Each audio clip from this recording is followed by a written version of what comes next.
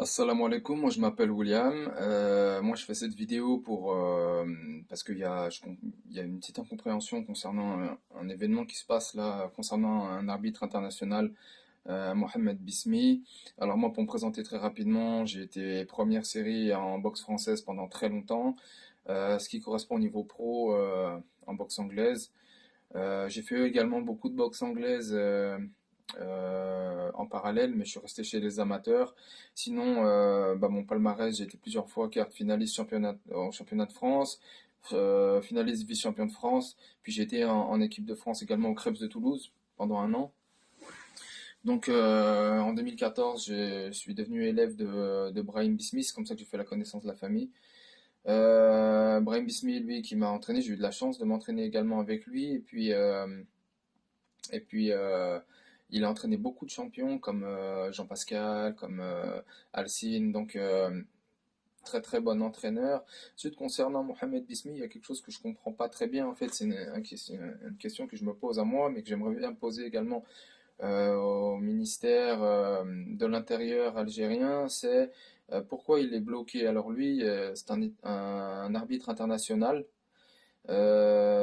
qui est triplement étoilé, d'accord, qui a été reconnu parmi les 5 meilleurs arbitres au monde, qui a 2 participations à des championnats du monde. Et là, il est mandaté directement par le comité à Lausanne il était désigné, hein, donc il est vraiment désigné. C'est pas, il se présente comme ça, il est vraiment désigné pour les phases de qualification des JO à Tokyo qui ont lieu à Paris. Et là, il est bloqué en Algérie parce qu'il ne peut pas avoir de visa. Ce qui est très étrange, en fait, c'est pour ça que je me questionne, c'est il y a eu une autre personne ou d'autres personnes qui étaient dans exactement la même situation que lui, mais pour eux, ça s'est débloqué et ils ont pu y aller. Ils y sont déjà actuellement. Donc, qu'est-ce qui s'est passé? Pourquoi pour les uns et pas pour les autres? Il y a quelque chose, c'est un petit peu injuste quand même. Donc, le message, il est pour le ministère de l'Intérieur. Alors, c'est sûr qu'avec le Covid, il faut être très prudent, il faut pas niaiser. Il y a la vie de beaucoup de gens qui en dépendent effectivement. Et alhamdoulilah, le ministère fait un très très bon travail. Cependant, si tout est OK, s'il est mandaté et qu'il prend les mesures adéquates pour respecter justement tout ce qu'il faut au niveau des normes sanitaires, euh, débloquer lui son visa. Pourquoi pour certains et pas pour d'autres?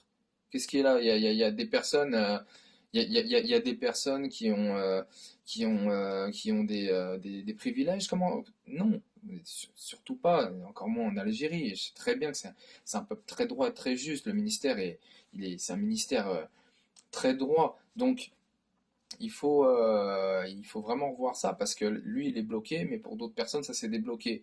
Donc, donnez-lui son visa. S'il répond, il est négatif au test à la Covid, etc., c'est bon, laissez-le y aller. Pourquoi à certains oui et à d'autres non? C'est incompréhensible. Pourtant, le ministère algérien, il n'est pas réputé pour être injuste. Au contraire, c'est un ministère très droit. Donc, ouvrez-lui, donnez-lui au moins un rendez-vous pour qu'il fasse son visa. Et puis voilà. En tout cas, moi, je vous passe un grand salem.